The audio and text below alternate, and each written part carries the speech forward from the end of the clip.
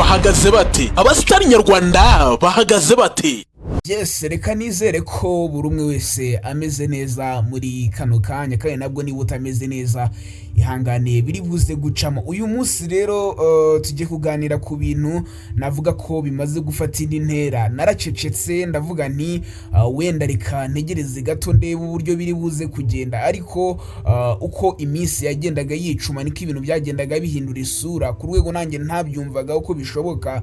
Byagenze biti rero, abahanzi mukwiriye gusengera n'abahanzi bagera kuri 3 hano mu muziki nyarwanda. Nyaboneka niba ujya usenga, nyaboneka niba ugira gutya ukagana n'Imana yawe, nicyo gihe ngo n'aba bahanzi ubibuke ubasengere. Harimo uwo bita Mugisha Benjamin, ndabavuga mu mazina yabo kugira ngo uzabasengere mu mazina yabo atari amazina y'ubuhanzi, ndetse unasengere abana b'abakobwa Ishimwe Vestine ndetse na Kamikazi Dorcas. Ushobora kuri kwibaza ngo kubera iki ndi kuvuga ibi bintu, ariko ni ibintu bikomeye cyane ngira ngo tuganireho nawe ubyumva wumva ukuntu ibintu biteye n'agahinda mu buryo abantu benshi bari kugenda babyirengagiza, nubwo hari bamwe bari kugenda babivugaho gake gake, ariko ni ibintu bitari byiza habe na gato. Muri kano kanya navuga ko tugarutse ku ruhande wenda rwa The Ben, navuga ko The Ben ari umuntu umeze nabi ku rwego rwo hejuru mu bijyanye n'umuziki, ndetse na mugenzi we muri kano kanya witwa Bruce Melody, nawe ni umuntu navuga ko utishimiye urwego ariho mu muziki kubera ko yashoye menshi ariko ntabwo birakunda. Ndetse n'umusore bita Element muri kano kanya amaze gufata indi ntera ku rwego atangiye gukora amakorabo yo ku rwego rwo hejuru, ari gukorana na ba Ruga ndetse na ba Kiss Daniel. Size buri kumva icyo kintu, ariko Bruce Melody aho yabigerageje hose byaje gupfa. Kubera iki rero mbizanye gutyo? Kubera iki mbizanye nkabihuza gutyo? Umuhanzi bita The Ben ni umuhanzi twabonye uyu mwaka, yatangiye umwaka nabi, ibyo murabizi uburyo navuga ko ndagira ngo tuvuge ukuri, nta bintu byo guhisha cyangwa se byo kugira ngo tuberereke tugaragaze fanatisme yo gukunda umuntu, tureke kuvuga ukuri guhari.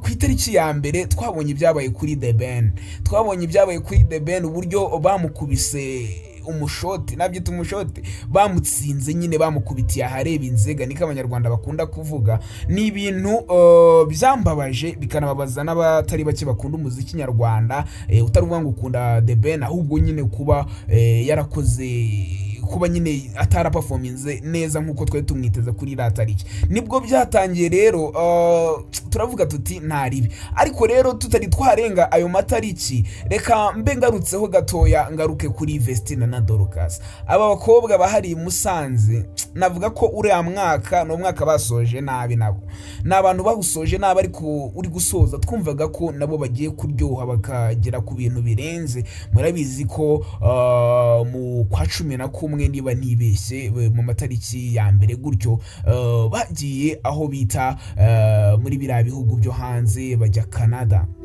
Bagezeyo bakoze ibintu bigiye bitandukanye, nashaka kugira ngo dutindeho. Bakora n'ibintu byiza, baperforminga neza, nubwo wenda ahitwa Winnipeg bataje gukora igitaramo bitewe n'impamvu runaka tutamenye ukuri neza ngo tumenye ngo byagenze bite. Gusa baje gusezeranya abantu ko bari buze kubikosora, bari buze kubikosora mu kwezi kwa mbere, kuko mu kwezi kwa mbere bari gupanga ko bagomba bundi bavuga ko mu kwa 12 bazagaruka mu Rwanda, hanyuma mu kwa mbere abana b'abakobwa bagasubira muri Canada bakajya gukorana na Winnipeg aho batari barakoreye, bakajya za Montreal n'ahandi hagiye hatandukanye mu buryo nyine bwo gukora igitaramo kizenguruka muri biriya bihugu by'Uburayi. Ubona ko ari ibintu bapanze kandi biri ku murongo, ariko Satani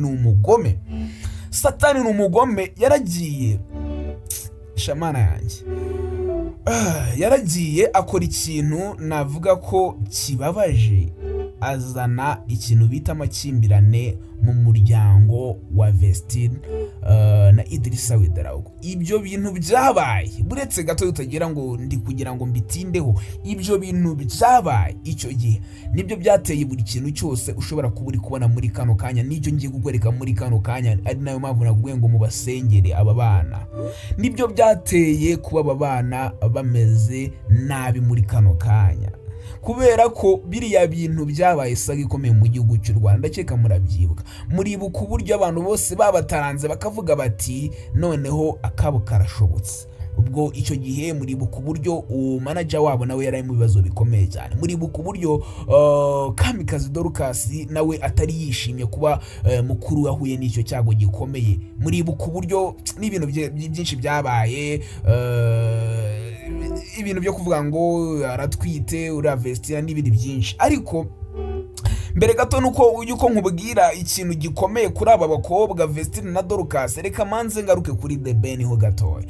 The Ben itahi wacu Brice n'abantu bahangana, abo bantu babiri n'abantu bahangana, ariko kuri kano kanya ntabwo twavuga ko bagihangana, kubera ko The Ben niba tugeze ku itariki kuri iyi tariki y'uyu munsi mu kwezi kwa gatatu, ugasanga ntabwo The Ben arasohora indirimbo. Iyo mvuze ngo ntabwo arasohora indirimbo, ntabwo nshaka kuvuga ko wenda atari kuyitegura, ariko se irihe nyine iyo ndirimbo, dore ko abantu bari kugenda kuvuga nkoranyambaga bakazana ibinyoma bati kugira wenda ngo The Ben avugwe, bati afitanye indirimbo na Zucu. Ariko se niyo yaba yifite rwose nta muhanzi wagakwiriye kuba atuje bingana gutya. Noneho ikindi kintu cyari kiri kuvugisha abantu mu minsi yashize, ni uburyo uyu muhanzi yakoze indirimbo asubiza Bruce Melody. Muribuka Bruce Melody akora Munyakazi muri video agaserereza uyu The Ben nawe yakoze hip hop asubiza Bruce Melody, ibintu byavuzweho n'abantu benshi bavuga bati The Ben yakoze hip hop bigenze bite n'ibindi byinshi byavuzwe. Iyo ndirimbo rero yaje guflopinga, yaje gushya. Nyuma yo gushya rero nibwo tugeze n'aka kanya nyine igize miliyoni ejo bundi, mu gihe indi yitwa Munyakazi ifite miliyoni 2. Ni ibintu nyine abantu bageranyaga bati indirimbo ya Gitafu niyirenze. Ariko noneho tugarutse kuri babana b'abakobwa, bundi ababana b'abakobwa si ukukubeshya rwose, ngiye ababana b'abakobwa ndabemera cyane, ariko ngewe mbabazwa nuko bari guhura n'isanganire kuri uru rwego. Noneho hari igihe ngira ngo baragarutse ngo ibintu bigenze neza, nkasanga ahubwo nibwo ibintu bigenze biri kugenda nabi. Imana ikibafasha rwose. Hanyuma rero aba bana b'abakobwa Vestine na Dorcas bahagaze nabi ku rwego rwo hejuru mu mateka y'isi, kuva batangira umuziki wabo, kuva basohora indirimbo ya mbere kugeza kuri iyi tariki y'aka kanya. Aba bana b'abakobwa bafite ibibazo bikomeye cyane, bari mu bihe bibi bitigeze bikekwa ko byanabaho kuri runo rwego. Navuga ko aba bana b'abakobwa bakoze igishoboka cyose kugira ngo bakore ibintu byiza kandi baduhereze ibintu twakunda. Ariko nabo iyo baza kumenya uburyo byari kugenda, wenda hari uburyo bari kwitwara mu buryo butandukanye. Noneho bigeze naho hasohoka inkuru zivuga ngo Dorcas nganywa inzoga, ngo ni umusinzi karahabutaka. Hari ukuntu ujya no mu makomenti yo ku bigano bya YouTube ugasanga abantu bari gutanga ubuhamya gute nganywa inzoga Dorcas, bavuga bati ngo twariganye, ngo yanywaga inzoga zizamwica n'ibiki byinshi abantu bagenda bavuga. Dorcas umwadeperi, nubwo wenda makuru avuga ko ashobora kuba yaravuyemo bitewe n'uburyo yahinduye ibintu byinshi nyine akurikije mukuru we no gusuka n'ibiki. Ariko se Dorcas koko navuga ko ari ibintu bitari byiza. Rero muri kano kanya aba bahanzi Vestine na Dorcas ku rubuga rwa YouTube, reka bariho tuvuga, turabizi ko ari ba hitmaker. Ni abakobwa bicara gutya bagakora indirimbo igakubita pe, niko tubamenyereye ko bakoze indirimbo bita Yebo. Muri kano kanya ifite miliyoni 32 kuzamura. Tubamenyereye nk'abantu bafite umugisha w'Imana ku bihangano byabo. Tubamenyereye nk'abantu bakunzwe cyane mu gihugu cy'u Rwanda ndetse no hanze yarwo, mu Rwanda, mu Burundi, muri Tanzania no muri Kenya. Babakunda cyane pe, ibyo byo nabihamya, kubera ko nyine bujuje ibintu byose bituma bakundwa. Ariko muri kano kanya wenda bitewe n'ayo masaga n'ibyo bintu byose baciyemo, ntabwo bameze neza, kubera ko basohoye indirimbo bita Usisite. indirimbo twabonye tukavuga tuti ibi ni byiza, ni indirimbo nziza, ariko twumvaga ko wenda nayo iraza kugira miliyoni nyinshi nka Yebo, ariko byaranze, ntabwo byakunze, kubera ko iyo ugiye kwireba ubona ko ihagaze nabi. Noneho basohoye indirimbo yaje kubihura rimwe bita Kisima. Nkibaza nti wowe urabibona ute? Ese izi ndirimbo zabo ziri guflopinga kubera ko Imana yabakuyeho amaboko, nubwo icyo kintu mvuze gikomeye, cyangwa se ziri guflopinga kuko bari gukora indirimbo z'igiswahili muri make abanyarwanda tutumva? Nk'iyo ugiye kureba usanga indirimbo y'ikinyarwanda baheruka gukora hashize igihe urabona, bakoze Emmanuel, bakoze Usisite, bakora Kisima, ndetse urabona ko indirimbo zo mu Rwanda bari kuzireka.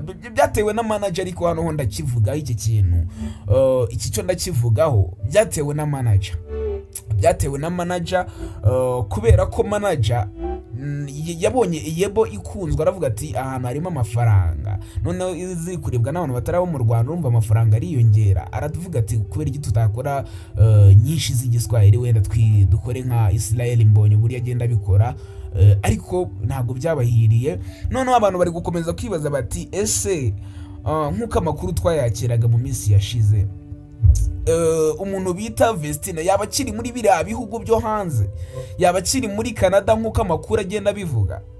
Byo byaba ari ibindi, ariko uko byagenda kose ntabwo ari mu Rwanda. Biranagaragara, iyo umukurikiranye ubona ibyo agenda posting agaragaza ko akumbuye no mu Rwanda, ndetse n'ibindi byinshi. Ese ukibaza kubera iki yagumye muri Canada? Kuba yaza mu Rwanda agakorerayo hari ikidasanzwe cyabaye kuba yaratandukanye n'umugabo we? Ni ikibazo nakibaza. Ari umuntu mu Rwanda wamumerera nabi se? Wapi?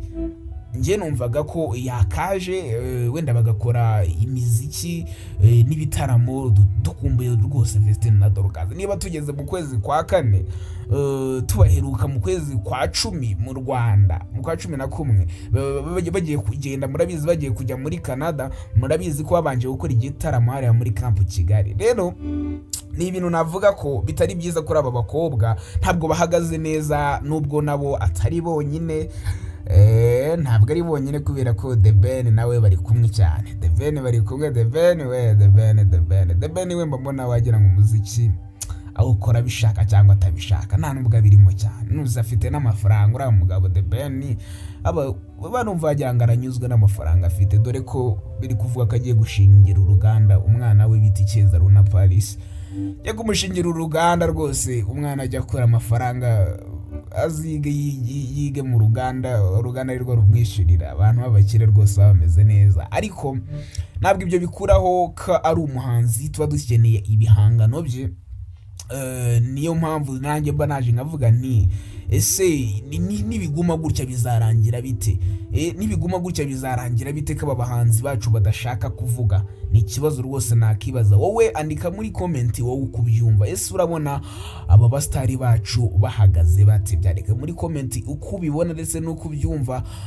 Naho ngiye mwari kumwe ninjye bita Iberi. Ibyo twavuze muri iki kiganiro byose nibigaragara, n'ukuri nyine nta guca ku ruhande kwari kurimo. Kandi nabwo niba wabonye ko iyi channel bita Mega TV Rwanda wazajya uyikuraho amakuru, kandi subscribe kugira ngo n'ubutaha tuzahuriye mu biganiro bizaza. Ni byiza cyane kuba wabanye nanjye, naho ubutaha.